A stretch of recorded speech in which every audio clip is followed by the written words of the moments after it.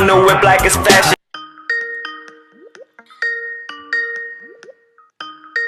Oh, thank you so much for coming on the podcast. I really appreciate you giving me the time and everything. No problem. I see like you do music and stuff. So, how's that going for you? Me, I'm a motherfucking monster. I ain't got time, give you time with your doctor. You niggas imposters, y'all ain't no gangsters. Swear y'all ain't come from no hood here, the neighbors. Now me, I want acres, I want a mansion. I wanna rock a new whip like it's fashion. Yeah, I had to stash at the bar, allergic. I would say it's going like really well. I was just doing a studio session with an artist of mine, and we were getting that underway. So probably after this podcast, we'll get back into that as well. So. That's super cool. I heard your music, the one that's called Palm Chat, and it was super nice. That's how I connected with you. It was super cool. I appreciate that. Maybe we could use that as like the intro for the podcast or something. I actually wanted to ask you, so one of the biggest things that I had was just connecting with emerging artists like yourself and kind of collabing with them. Like if I'm kind of doing vlogs or like videos, we could use your music as like an intro or something of that sort, you know? Yeah, even if it's like 10 seconds of a song or something as like a little cut. Yeah. Scene of whatever. Is it like copyrighted music? Yeah, it is, obviously, because like I have my content on like iTunes and Spotify and all that stuff. But it's definitely stuff that if you wanted to use on your YouTube, like you'd be able to use it, and like I would be able to, make money off of that because I have my music copyrighted. So I I'd be see. able to, like, if it's something you wanted to do. Definitely, we could think about that. So the podcast is basically called Building Community, and everyone that I have been connecting with is kind of in the same industries, like creating the social media and creating their personal brands. Are you doing the same thing? Like, are you trying to create a brand for yourself? Definitely when it comes to music, I feel like you have to create some sort of brand for yourself, or I see it more as like an image, like Yeah. an image or what it is that people kind of like remember it is about you. When in my case, like it's music, I also like skateboard. Yeah. So for me, like when it comes to branding, I heavily try to like center around like that whole skateboarding, streetwear. I'm rolling on the beam. They tried to give me 8, got on my knee like Jesus, please. He don't even believe in Jesus. Why you got a Jesus? That type of community. So I definitely do think about that when it comes to posts that I make, the type of music that I'm writing. I see. That's super cool. With your brand and everything that you're trying to communicate with your music, what is your purpose and intent behind it? Like, what do you want for people to kind of consume when they see you? I feel that people listen to my music kind of like they like me as like a person type of thing. So it's like I try to create music that embodies the positive qualities that I have as a person that maybe other people could kind of learn from. So it's like people might see me being as like a positive influence as somebody who's, confident and, sure of themselves and like kind of doesn't allow the negativity of other people to like kind of penetrate their will. So when it comes to my music, it's definitely kind of like, nobody can mess with me, like, I'm the top dog type of thing. Yeah. I try to put that in my music so that when my listeners listen to that, they get that same feeling themselves. They can put themselves in that shoes and kind of feel like they're the boss. That's super nice. I mean, I remember one of your lyrics was about the car. I'm gonna whip the car like it's fashion. I wanna rock a new whip like it's fashion. And I thought it was so cool. Like, I listen to Nav a lot, and I love his music. And your song really reminded me of him. Do you listen to Nav? I've heard of him. I don't listen to him, but I've definitely heard of him. I've heard some of his projects here and there. I try to like stay away from like listening to too much music because it's easy to kind of get influenced. You know what I'm saying? Yeah. So like I listen to music in bits and pieces. I'll have little like streaks where I'll listen to a particular artist for a little while, but then I'll kind of just fall off and go back into making my. I see. I really got into hip hop when I heard Nav, because his lyrics were so relatable. Like, he would just rap about things and I'm like, wait, this is me. Like, this is exactly how I feel. And that's why hip hop gets so special, It's not like just rapping about like some random stuff. It's like really connecting with people, telling your stories. Your music really reminded me of him and I really loved it. So it was super cool. I appreciate that. Nav is a really respected guy when it comes to like hip hop that he makes, and also kind of the message that he has for the people who are his listeners. He's not kind of just somebody who's all about being flashy. It's also about kind of like how he came up. Yeah, for sure. I love that. So did you have something you wanted to talk about, like anything you want to share with the world? I honestly do. I have an upcoming project. It's It's an EP. It's gonna be called "If I Was an Album," the EP. So the idea behind that is it could have been an album, I guess, if I wanted to put more songs in it. But I wanted something that just had like a really high replayability. So it's going to be an EP project. It's going to consist What's of 5 exactly songs. an EP? EP stands for extended play. So like, you know, somebody might not know the difference. Like an album is typically, you know, 12 to 13 songs and it's longer than 30 minutes. And an EP is, you know, probably around like 6 or 7 songs and less than 30 minutes. I see. So like total the EP is 17 minutes long. I might add a skit in there or not. That's still up to works. But in about a week or two, I'm gonna have the pre-orders available. Something that's gonna be coming up soon, and I'm actually really excited for it because I've worked really hard on it, and I know everybody's gonna enjoy it. How cool. So how are you kind of deciding to grab the audience and market the EP? When I'm gonna roll it out, I have the album artwork already set up. I have another friend of mine who's a photographer. We're gonna start shooting videos. I have like this little secret weapon that I'm cooking up as part of the whole marketing strategy of the album and everything that I'm doing. But other than that, like I have music videos that I'm gonna do. We're gonna be shooting photos. We're gonna be going out physically out into the streets, and I'm gonna be kind of like just rapping the album, and we're gonna be talking to people and just like kind of just getting a bit of vibe from the whole thing. So it should be a lot of fun. I just want to like have people like have their ears listening. So you gotta go out there and talk to people. For sure.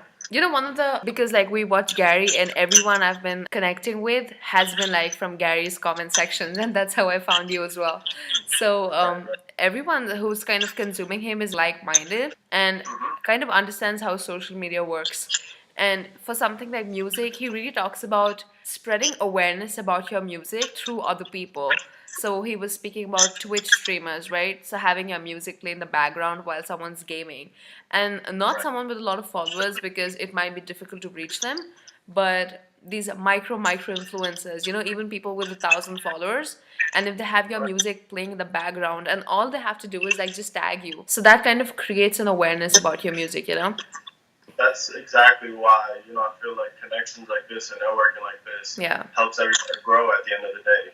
Yeah, but I was thinking like if you kind of just an opinion that if you charge people, it might not be so easy to get access to them because not everyone would be kind of willing to invest because everyone who's super small is kind of hustling themselves trying to get to some level, right? So for them to be able to pay for music is going to be is like just going to shorten your possibility and your range. You know what I'm saying?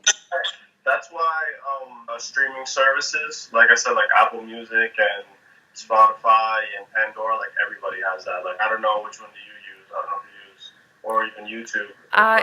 Just like YouTube. That's how I reach people. You know, like my music is available on any platform that you would want to listen to it. So like you don't necessarily have to pay for a Spotify subscription to listen to my music. You don't have to pay for Apple Music. It's there. If you have Apple Music, that's basically like a monthly subscription to all the music libraries, you know, in the world.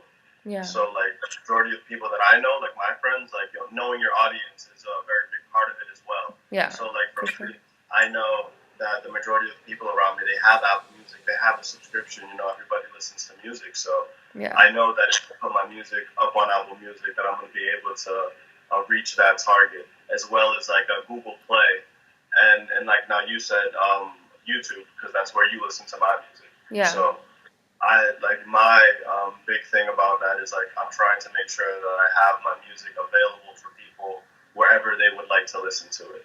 So definitely. When the EP comes out, it'll be on YouTube, it'll be on Spotify, it'll be on Apple Music. Like, you know, it's not like it's a hustle. Like you said, it's a hustle too, because it's not like it's not free to like do everything that I also wanted to touch on so many people are now creating content, these micro influencers, right? Like either they're creating video or stories or whatsoever, right?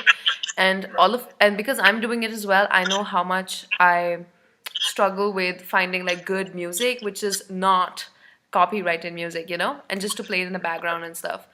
And what that does is like even if like 500 people are watching me, which is very small compared to the market, it's something, you know.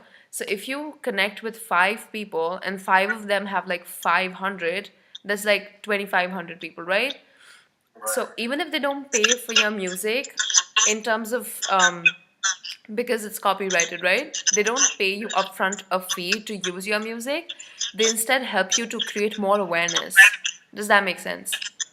Um, the way it works is if you use my music in your videos, like it's like I will get revenue from that basically because it's like tagged digitally. You know, like I could, as an artist, I could like flag it. You know what I'm saying? And Yeah. say that I don't want you to use this. This is my content, Yeah. or I can allow you to use my music, Mm-hmm. but you know, and I get the revenue from that.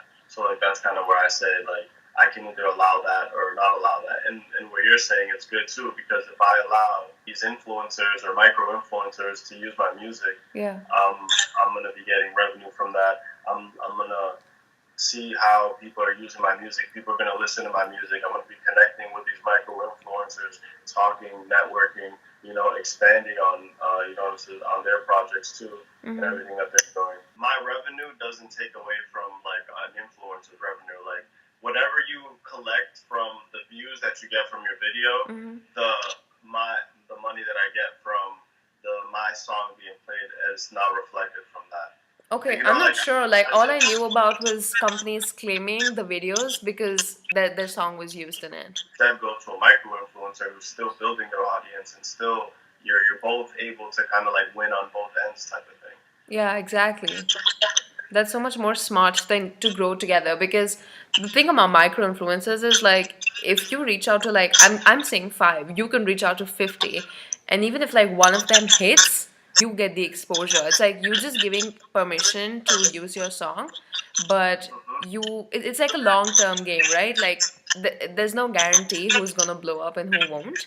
Yeah, But no, it's kind of not even. investing in the long term, like a person hustling it out on their own and creating a huge audience, and your song automatically gets all the exposure to that. I mean, for me, I feel like if one person watches your video and listens to my song and like there's a little tag like AV whatever, and it says my name, they're like, oh, I like this song, and they go and they listen to it. Like that's it. Like I'm happy with that. Like already, like from there, Yeah. like there's like I feel like I've won in that sort of like with this connection. You know what I'm saying? Like not only do we get to connect, but like I may potentially get an extra person to listen to my music that's already other than you because Yeah. you know you've already expressed that you listen Yeah. to.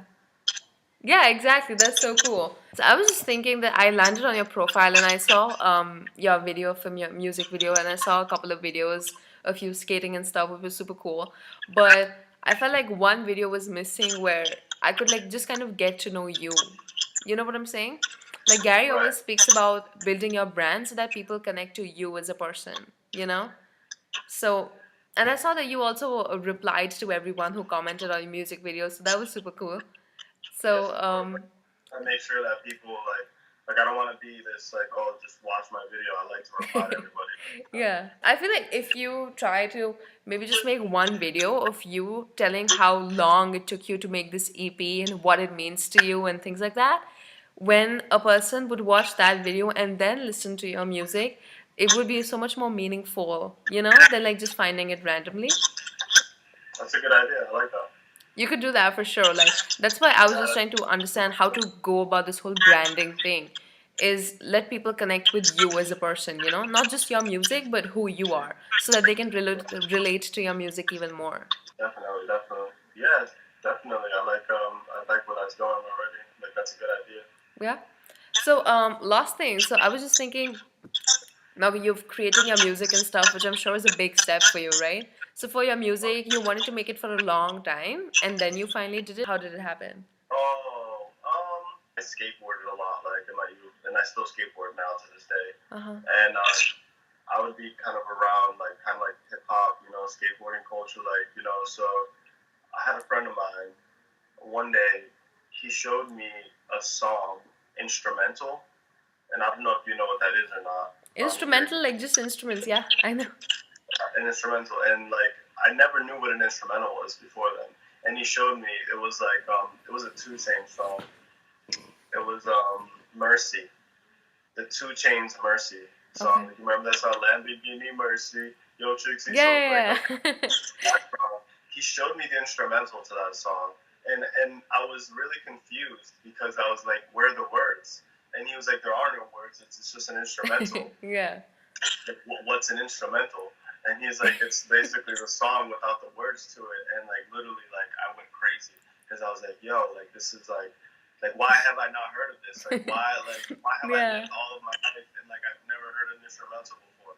And so from there, I kind of just like so I started freestyling with him, just kind of like screwing around.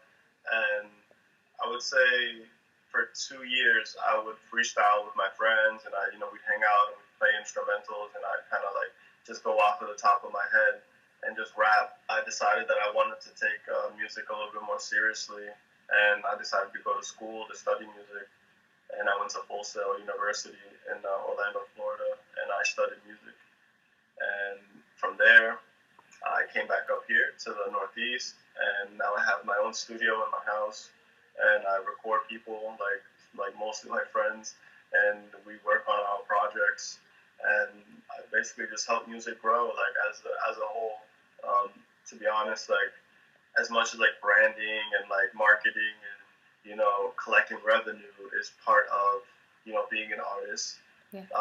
Coming into music wasn't a monetary decision. It was just kind of something that I really loved. Like I really love making music. I love the feeling that I get when I'm with my friends, and they get that big huge smile on them when you say like something funny or like witty. So I feel like that's like invaluable to me.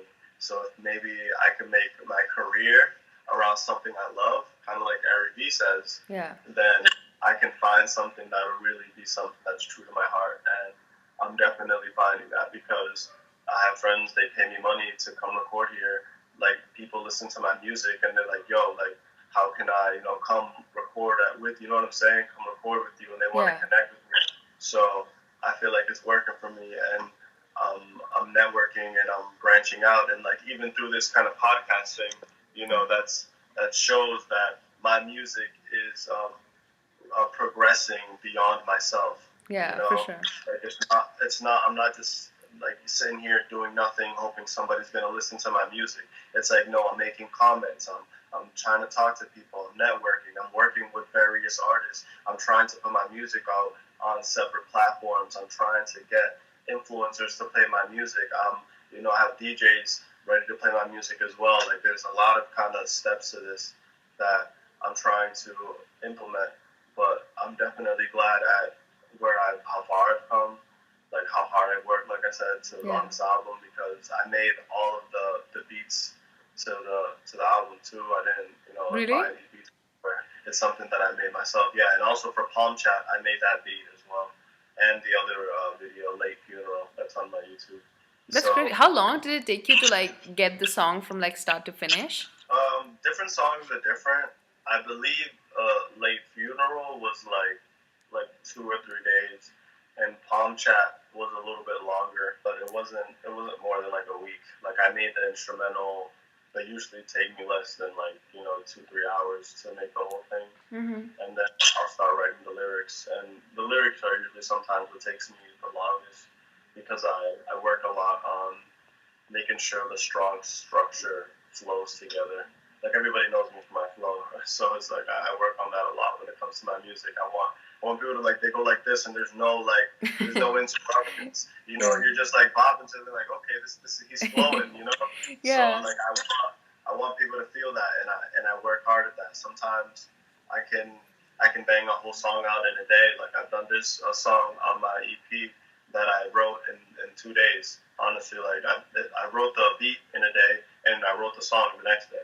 So it's like it's kind of, it really depends, but I make sure that I pay attention to that. That's crazy. And so Palm Chat was your first song? I wanna rock a new whip like it's fashion. No, my first song was a song that's obscurely somewhere on YouTube that I don't really talk about, and it's called Motion Picture. That was kind of like my first stab at really making a song. How long ago was that? The Motion Picture song? Yeah. I think 2014. Then that's when I started trying to take it more serious. Interesting. I remember Gary speaking about one of the artists that she's a musician too. So one of the things that she did was she made all these songs only like 1 minute long, and she would post them on Instagram. And whichever song had like the most engagement, or whichever song that the audience liked the most, she would continue to make a full version of it. And he said that that was really smart, you know. So I remember like I found you on Instagram just because I was going through your profile. I listened to your music. I really liked the little part of it that was there. Then I went to YouTube and, you know, like listened to your song. Also because you were following Gary and you're saying that you're networking and connecting with these people and commenting. So as soon as someone lands on your page, they should be able to like listen to all your music. You know what I'm saying? Even if it's like just parts of it. Oh, I see what And you're then saying. they Like, could like, because going on YouTube directly is kind of hard, right? But Instagram, it's easy. Like you can get a lot of followers interacting with accounts. That doesn't really happen with YouTube. You know, like no one's gonna take the time to come to your profile and like listen to your music. definitely, yeah. I So know what you if mean. you Like more of a traffic on Instagram. exactly, and then you can use that traffic to like drive it to your YouTube if you want your audience to go there, or like whichever platform your music is in, you know. Right. Right? So like even this motion picture thing, like Gary says, like upload all your music, like as much of it as you can. And you can use Instagram as a great tool because you're saying you're already networking with these people. And then you just need like one song to kind of hit for things to kind of change their course, you know? So I mean I felt because I came on your Instagram and I just heard one, like two things. One of them I really vibed with, and if there were more, I would have listened to them more, you know? So as much music as you put out, the higher your chances are of like getting that one hit that you need. You know, you just need that one song to hit for things to change, right? I have more of a catalog of music on my SoundCloud, but that's less. It's not commercial music. So Just like, put everything on Instagram.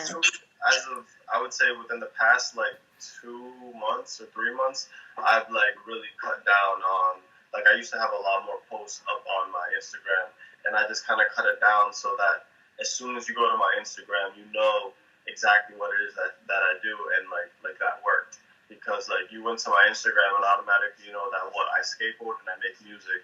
There's not like a picture of my dog or like what I had for like dinner.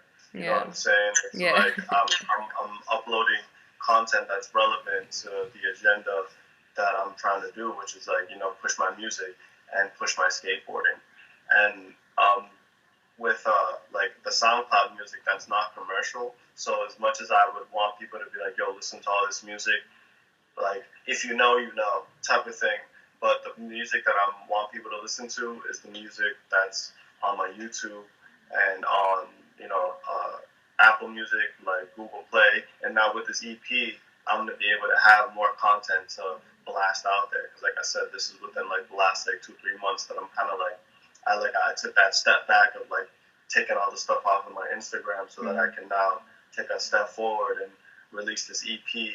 And like I can just like kind of flood my Instagram a little bit more with like all of these songs, because there's 5 songs. I can make, you know, like dozens of types of posts just around those songs, you know, a different little snippet of this song, you know what I'm saying, a different little snippet of that, with like little videos, and then the videos come out and I can start posting you know, videos of the video. So Interesting. You know, I kind of just like agree and also disagree to what you said about posting pictures of other things, you know, like your dog or your dinner. So what that would do is, I kind of get it, but at the same time, you are trying to brand yourself, you know? Yes, skateboarding and music is an extension of you, but ultimately it's you. So if people connect with you, they would definitely gravitate towards your music, you know? But if I would just listen to your music, music is something, you know, you vibe with, obviously. But for something like skateboarding, right? Like I couldn't care less about skateboarding. But because I fuck with your music, I would watch your video on skateboards, right? And now that I've spoken to you, I connect with you more as a person. Otherwise, your skateboarding videos would just be like any other skateboarding videos which people have, you know? Just like a product. There and wouldn't it's be also any like life to person. it. Somebody who wouldn't necessarily listen to my music, but like knows that I skateboard, would like go on my page and like see that I skateboard and be like, oh, so he makes music too. Yeah. So it's kind of like two like kind of separate things that I'm trying to like, where I can have two different groups of people meet. You know. You know, like when someone lands on your page, the majority of your content could be skateboard and music, but leave little snippets of you, like your dog, your cat, your dinner is you, right? It's your life. And people might vibe with that. It's market. That's what Gary says. Like, you don't be the judge of what you consume. Let the market decide. So you just push out as much content as you can because every content has a potential reach. And all of that potential reaches would come to your skateboard videos, would come to your music. So don't limit yourself. Yeah, I mean, definitely not. I don't feel like I'm limiting myself, but I understand what you're saying as far as like the more content that I push out there, the more people around me will feel connected to the content that I'm posting and stuff like that. Yeah, I'll just give you an example because I was connecting with people to come on my podcast, and I got like rejected 30 times, and then one person would say yes. And I started understanding why were the no's coming. Is because I didn't have a lot of pictures on my Instagram. Obviously, I don't post a lot, but there were no stories. My display was super weird. It was like just some blue color thing, and I didn't have a lot of videos on YouTube back then as well. So people just were like, and Yeah, once I was uploading content on YouTube and Instagram as well, then people like saw that it was a real person. They could connect with me, and therefore they were more open to reach out to me. You know what I'm saying? yeah, sure. I mean, if you want like some of my feedback, like when you initially sent me the direct message, like I was with like my girlfriend at the time, land on your page and it's like I didn't know who you were or like what it is that you were doing or like why it even was that you were DMing me. Yeah. And then I like read your message and I was like, oh, okay, so like you make YouTube videos, and from there that's when I went to your page and I kind of like scrolled through your page, but like again on your Instagram, like there's like no clear like what it is that you do. Like it looks like it's a personal Instagram. But then I went on your YouTube page and I watched a couple of videos and I saw like what it is that you want to do. You want to connect with people, like-minded people, and you know what I'm saying? Yeah. So I felt like in the spirit of that I would want to do like the podcast with you. So Yeah. I'm glad that you reached out to me, but also like kind of just, also some feedback from, maybe why some of these people are rejecting you. Yeah, I appreciate that. The whole thing was that my Instagram has so many friends of mine from school and stuff like that, and my YouTube thing is such a secret. Like I didn't want to expose it to them. So the YouTube audience Start was a YouTube account, you know what? I'm saying? I mean, start another Instagram account that's linked to your personal one. That Yeah. way you can start growing, your brand of YouTube videos. Yeah. And you're not just pushing YouTube videos through your personal life type of thing. I would definitely work on that. My focus was more on YouTube, but then now I'm trying to, like push out to different platforms as well. I appreciate the feedback for sure. Oh, for sure. So I have my client just arrived, so I'm gonna go ahead and All take right, care for of him. sure. So I had to thank you I so much definitely for coming appreciate in. you having me on the podcast and all that stuff. Oh, thank you. When you have new content, definitely be sure to send that to me, and I'll For sure. definitely give it a watch and give it a like. Yeah. Thank you so much. And I'll let you know as soon as this podcast is up, and let me know when your EP comes out. Like, we'll promote it. Cool? Definitely. Thank All you. right. Thank you. Bye. You have a great night. She wanna spend the night, but she can't spend the night. She wanna be my wife, but she can't be my wife. Yeah.